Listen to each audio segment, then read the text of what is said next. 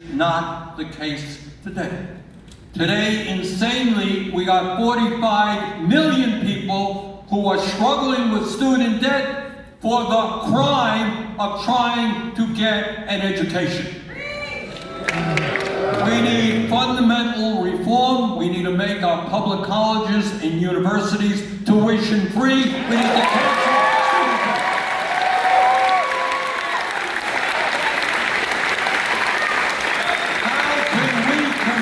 In a global economy if we do not have the best educated workforce, and our job is to make sure that we do that.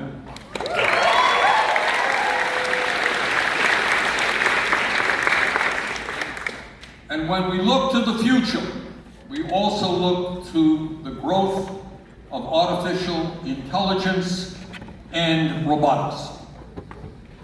And in my view, you can look at that very important issue in one of two ways. You can say that it is all right for the large corporations who are going to use robotics and artificial intelligence to throw millions of workers out on the street as they enrich themselves. Or you can look at the new technologies and say, wow, we are going to see a significant increase in worker productivity, and it is going to be workers who benefit from that increased productivity.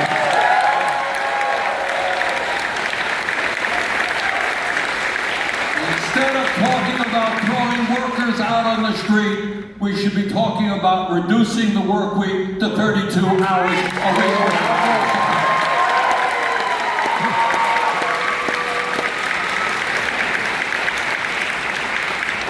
When we talk about the issues that we face, they are not only economic, they are not only social, but they also are obviously issues dealing with climate. I was just on a TV show this morning, and the guy who was on before me was talking about, a Republican guy was talking about how climate change is essentially a fraud. And that type of discourse is not only pathetically stupid, it is incredibly dangerous.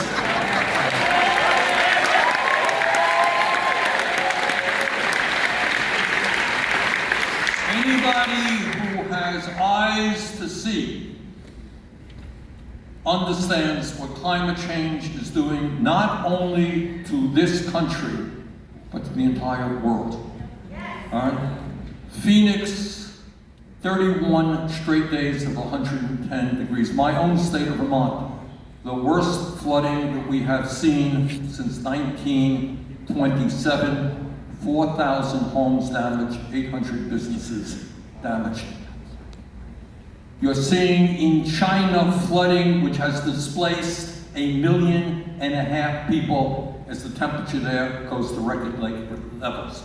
In Iran, they had to shut down their country because the temperature was so warm. Massive heat waves in India. In southern Africa, the poorest part of the world, millions of people are facing hunger and starvation because of droughts and flooding and their inability to grow their crops. In my view, this is not the moment for another Cold War with China. This is not the time to increase military spending.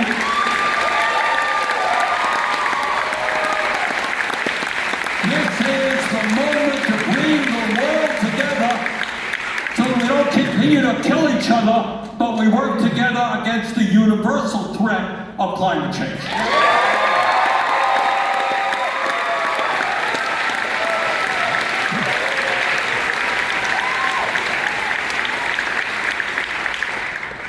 So what this campaign here in Rhode Island is about, it's not just electing another member of Congress.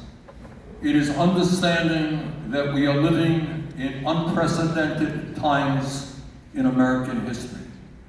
And if there was ever a moment where we needed leadership in Washington that had the courage to take on the incredible power of the 1%, take on the incredible power of the CEOs and their lobbyists who are all over the nation's capital. To tell the people on top that our nation, our government belongs to all of us, not just the few.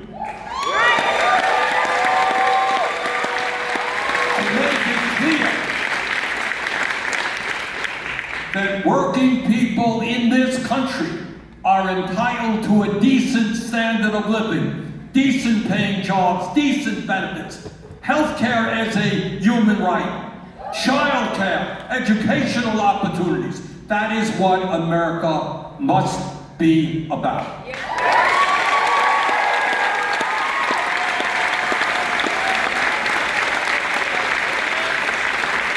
Brothers and sisters, this is a fight that Aaron alone will not be waging, I alone will not be waging. The only way we win this is when we bring our people together. At the end of the day, and believe me, I deal with this every single moment, people on top have incredible power. They own the world, they own the media, they own corporate world, and so forth and so on. They are very, very powerful, no question about it. But at the end of the day, if we have the courage to stand up to those who want to divide us up based on the color of our skin, our sexual orientation, where we were born, our religion, if we have the courage to bring our people together, at the end of the day, 99% is a hell of a lot bigger number than 1%.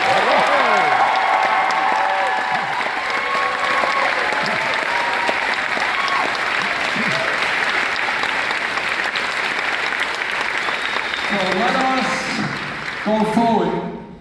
Let's win this election for Aaron. Let's make sure that every woman in Rhode Island knows that we are behind her, that the decision to control her own life belongs to her, not the government.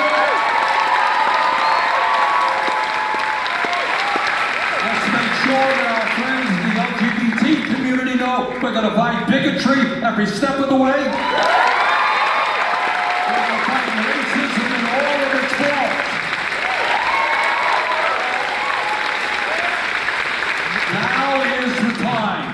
For a political revolution of working families coming together, telling the people on top, this country belongs to all of us. Elect Aaron, and we're going to take a strong step forward in doing just that. Thank you.